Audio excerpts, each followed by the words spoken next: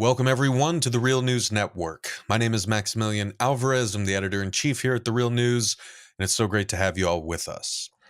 Today is Monday, February 28th, and the full-scale Russian military invasion that began last week continues to wreak havoc on Ukraine and its people and to upend the post-Cold War geopolitical arrangement.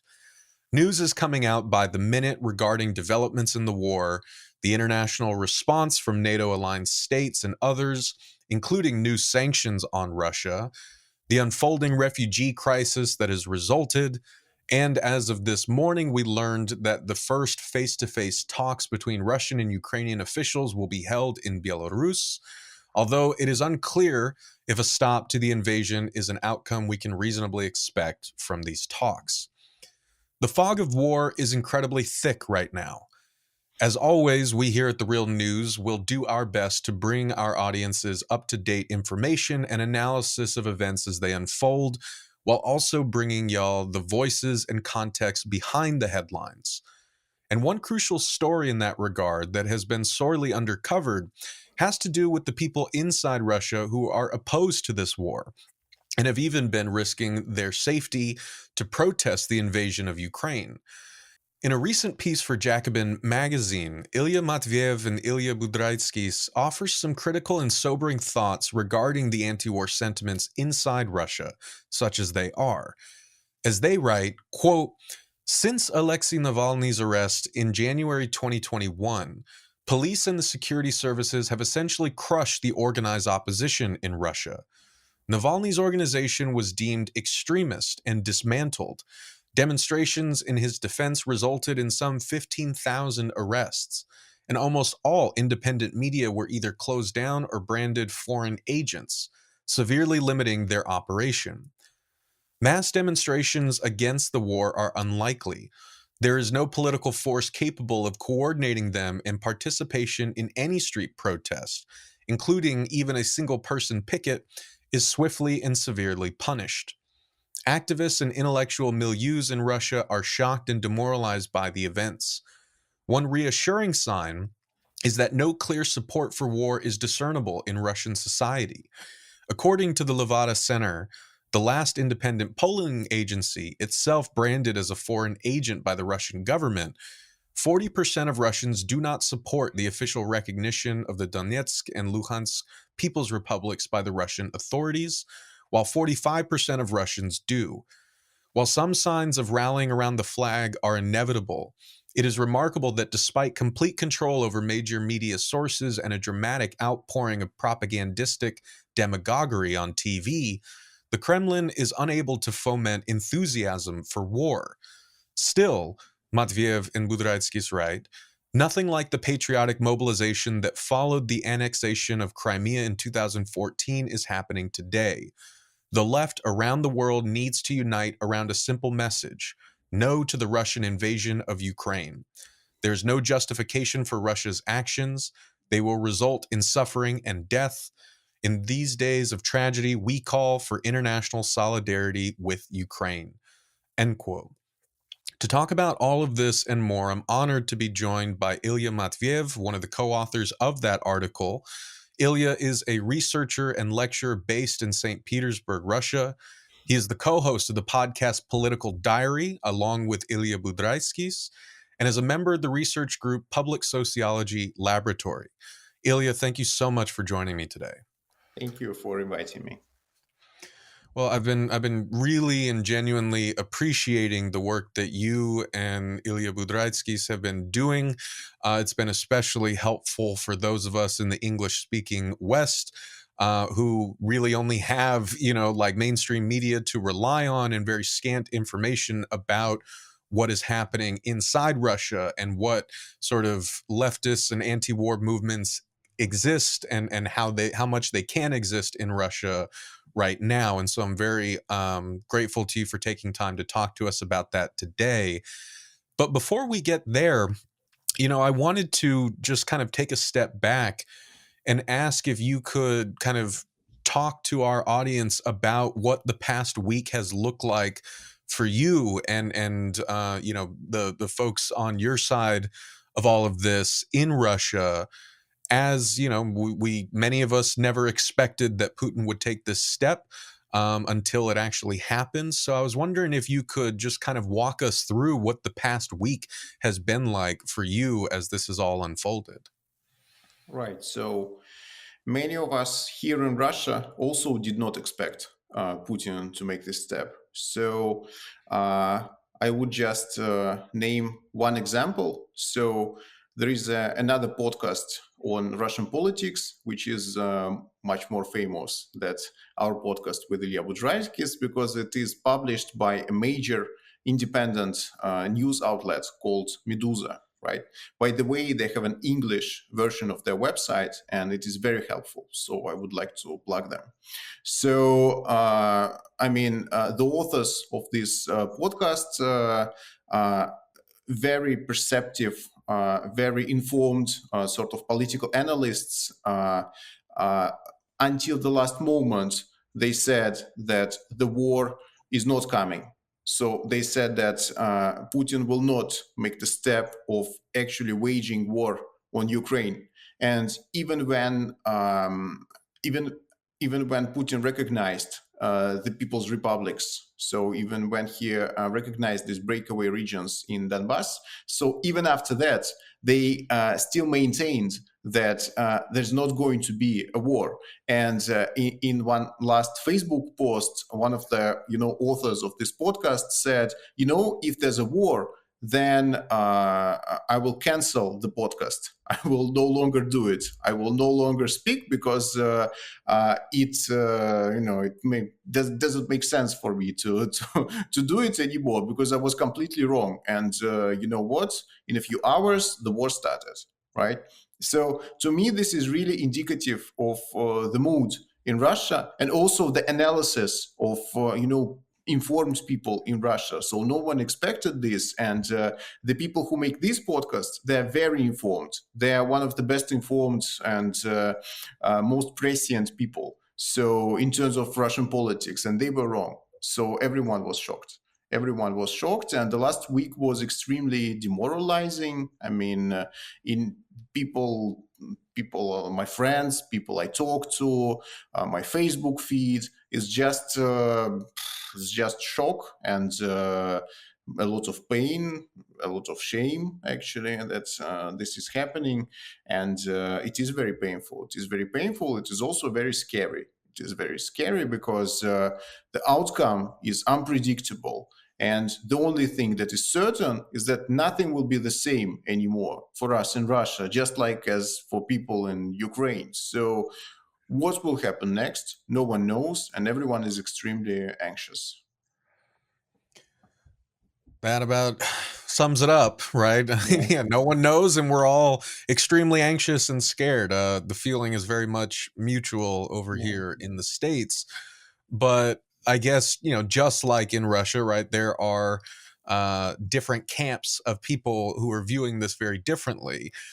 In a weird way, or I suppose it's not so weird, it feels a lot for me like it did after 9/11 here in the States, where suddenly the corporate media just snaps into action and Yeah. everyone's beating the drums of war and everyone is kind of taking hard nationalist stances about this and explaining Putin's rationale in a very specific way, explaining, what's happening in Ukraine and what role the US and NATO have played in this. It's very demoralizing on this end too, to see how quickly we all have fallen back on that sort of kind of war propaganda path without kind of using our critical thinking to understand what's happening here. And so I guess I just wanted to express solidarity with y'all as we navigate that and walk into this terrifying new reality together.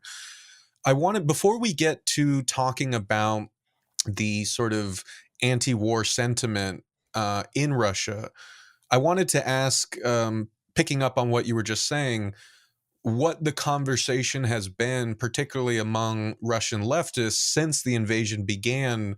Mhm.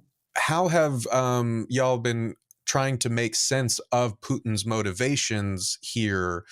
And what do you think perhaps people in the West are not seeing or understanding about how this invasion actually came to be?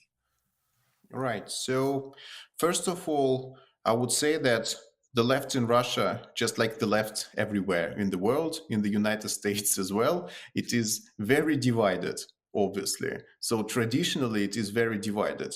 But in this particular moment, I would say the unity in this question of the invasion is perhaps the strongest in many, many years and maybe decades. So, people who were reluctant to criticize the Kremlin for its actions, in eastern Ukraine before, and people who were really not opposed to the annexation of Crimea, they are now unequivocally against this war. So, people who I disagreed with very strongly before, we now basically agree on this main question of the war. So the left is very united in its analysis. I mean, some sections of the left, they still try to sort of justify this in terms of this official narrative of anti-fascism, and stopping NATO imperialism or whatever. But these are small groups among the non-systemic left, so-called non-systemic left. So not counting the Communist Party of the Russian Federation, which is, a parliamentary party completely controlled by the regime. So not counting them, non-systemic left is united in the opposition against the war, right? And even several members of the Communist Party, of the official Communist Party, they made a statement that they reject the war. And also, I think 2 or maybe even 3 members of parliament from the Communist Party made a statement that they refuse to accept this war. So this is extremely important that I think two people from the parliament, which is in Russia called Duma, so 2 Duma members from the Communist Party rejected the war. I mean, this is a hopeful sign, I would say. Mm-hmm. So the causes of what's happening, we don't have, a consensus on what caused this particular invasion, but I have my own analysis, and I'm trying to develop it right now. I think that we did not anticipate genuine nationalist imperial views among the Russian elite, and we did not think that Putin and parts of his ruling circle are truly Russian nationalists that are willing to sacrifice everything and to stake everything on their imperial sort of delusions. So I cannot explain this with economic motives. And in fact, I wrote an academic paper on economic imperialism in Russia. So before all this happened last year, I wrote this paper, and I concluded that our government is willing even to sacrifice capital accumulation when they perceive a threat from NATO. So, for instance, when it's about confrontation with the West, they are willing to test their relationship with big capital. That was my conclusion. But what's happening now goes beyond this geopolitical, calculus. It goes beyond just confrontation with the West. Now it's about reconquering Ukraine as part of historic Russia, and Putin, as Putin said in his speech, right? So now it's about imperial. The desire to rebuild the empire, in fact, the Russian Empire. So this is what Putin referred to. He did not refer to the Soviet Union, which was, according to him, a mistake because it was a confederation officially, right? So a desire to build the Russian Empire that was united and could not be divided, as the official slogan went, right? So there was an interesting story recently that Russian official news agency called RIA Novosti, RIA News, so they accidentally published an editorial that was dedicated to Russia winning this war, even though Russia did not win the war. Accidentally, they published this story, right? So that they prepared in advance, for this particular event of Russia finally conquering all of Ukraine. So in this editorial, they wrote that 2 tasks have been solved One task is preventing Ukraine from joining NATO, stopping NATO advance, stopping the advance of the West. But another task, and they say this explicitly, a more important task, a more important one than enlarging NATO, was that Russia is reunited with Ukraine. Ukraine is now part of this Russian world.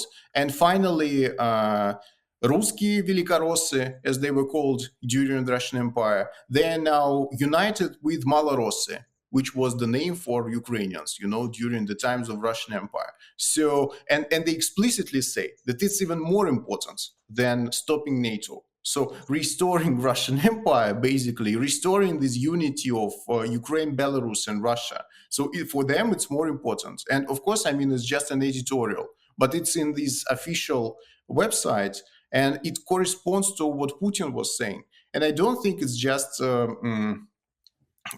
story, just a smoke screen. I think it's genuine belief in some sections of the Russian elite. And we did not, anticipate this level of nationalist fervor, but it is there. It is there, and this is what we need to recognize. Mm-hmm. And, if this question, requires too much speculation, we can move on from it. But when I was reading the piece that you and Ilya Budraitskis wrote for Jacobin, you mention, right, how a political dissent in Russia has been treated since the demonstrations involving Alexei Navalny last year. And I would point Real News viewers and listeners to an important interview that Radika Desai conducted with the Russian sociologist Boris Kargalitsky, where he explained this time last year, right, the sort of changing political dynamics in Russia and where Putin's politics, fit in all of that. And so, Ilya, I was wondering if, just kind of building off what you were saying, if you had any thoughts about, again, I guess what Putin hopes to get out of this and why he acted so drastically. And let me explain what I mean, because in the West, a lot of the coverage is really focusing on the image of Putin that he himself loves to project, right? As a kind of, strong, more autocratic figure who has kind of like this sort of national control, and that this invasion is really a reflection of his autocratic designs. I'm not saying that that's not a part of it, but at the same time, I think that after COVID and with the kind of political threat of Navalny and the protests that we saw last year, it's clear that there are sort of cracks in, the Russian political order, and that maybe this invasion is kind of related to that in some way. Do you have any insight on what the sort of what the invasion means for the internal political struggle in Russia that Putin's been facing? Right. So, like I said, the invasion was very unexpected. So I don't have a solid answer. What I can say is that the reason does not lie in Russian society. It's not like a huge chunk of Russian population actively wanted a war with Ukraine. There are people like that, like Russian nationalists, who were calling on the Kremlin to continue what they started in 2014 and to reconquer all of Ukraine. But this is a very small minority. People like that are a very small minority. And in general, like ordinary people did not really want anything like this. Yes, ultimately, some of them accepted it. So they accepted the official narrative because it's easier to accept it than to be against it.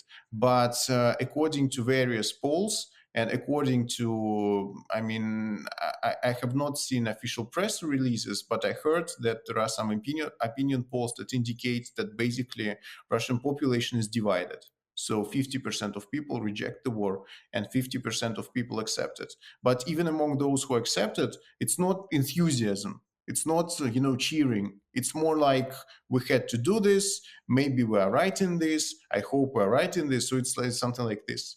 It's not really, strong conviction. So it's so in that sense, the idea that Putin did this in order to improve his own standing in Russian society, in order to prop up his legitimacy, I don't think it's true. It's too much of a gamble, and the gamble did not pay off.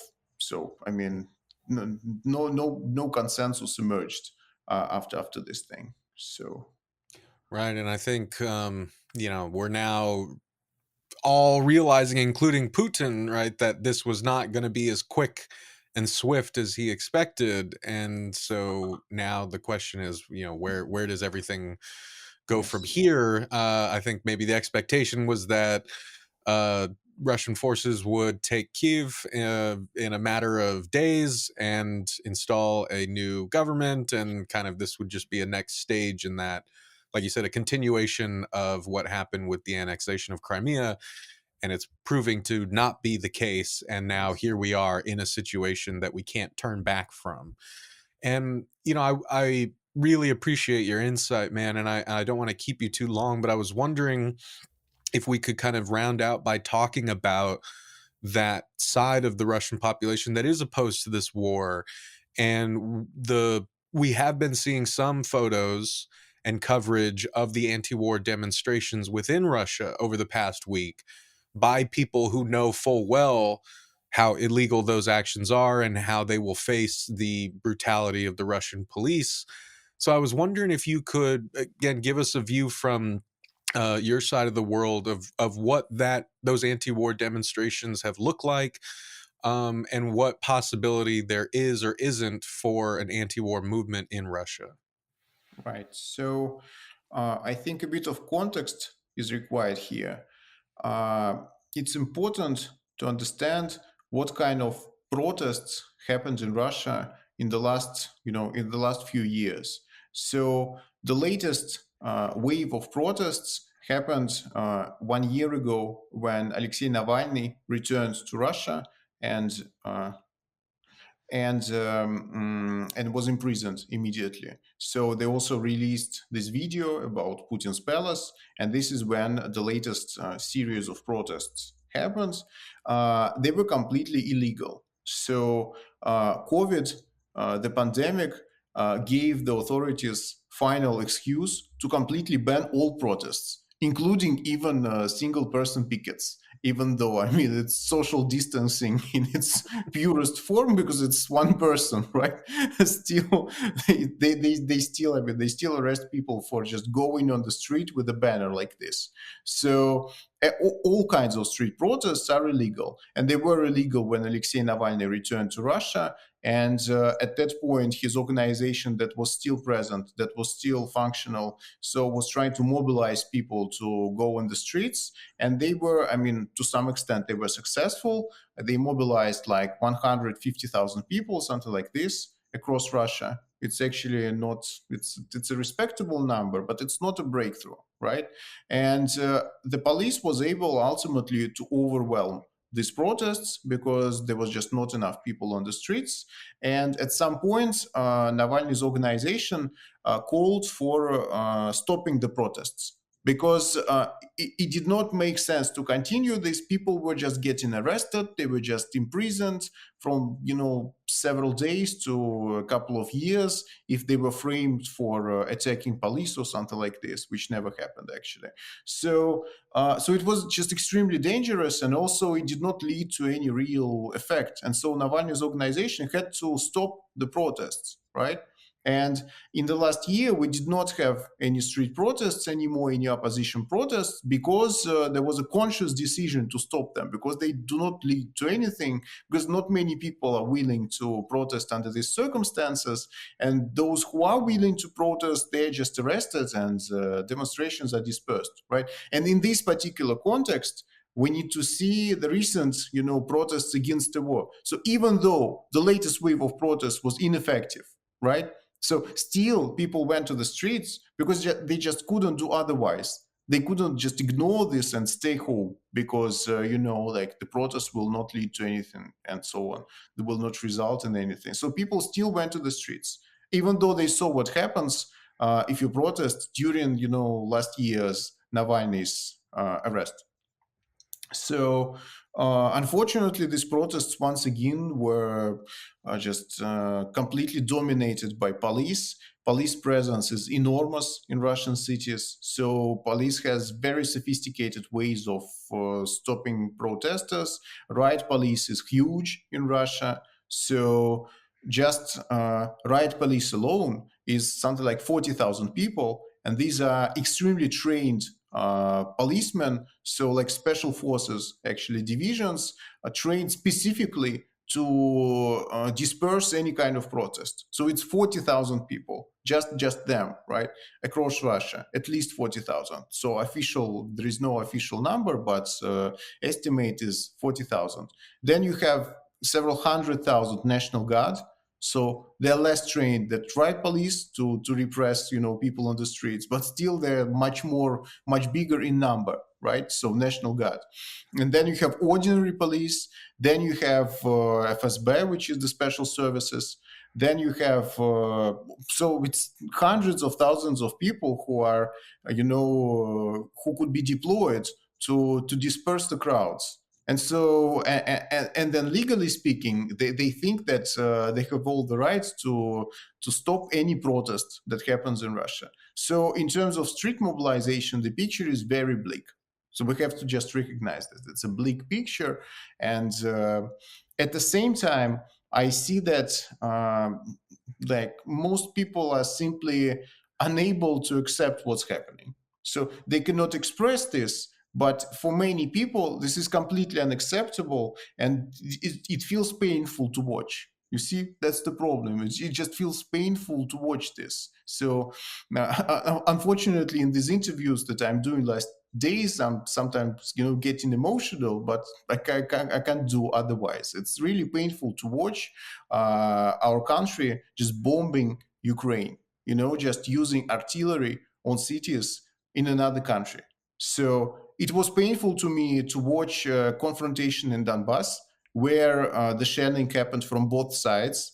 And in fact, I never called for, Ukraine reconquering Donbass regions, because this was the position that some liberals took, that Ukraine just needs to use force to reconquer those regions. I always rejected it. And in fact, I went to anti-war rallies rejecting the conflict from both sides, from the Russian side and from the Ukrainian side. So I was never cheering for Ukraine to reconquer these regions.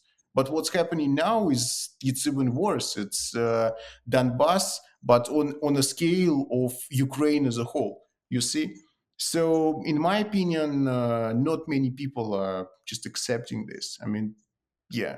So, how can they express it?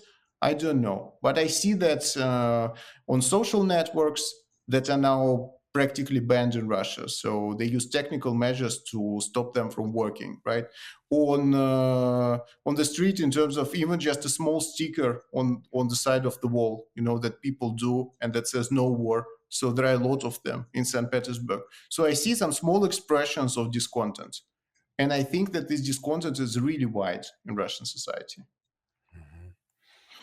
Well, I mean, I think that you hit the nail on the head, man. I mean, it's incredibly painful to watch, for the loss of human life, for Yeah. all the ways that this bloodshed could have been avoided, Yes. and all the ways that we need to be fighting harder to avoid it and to stop it.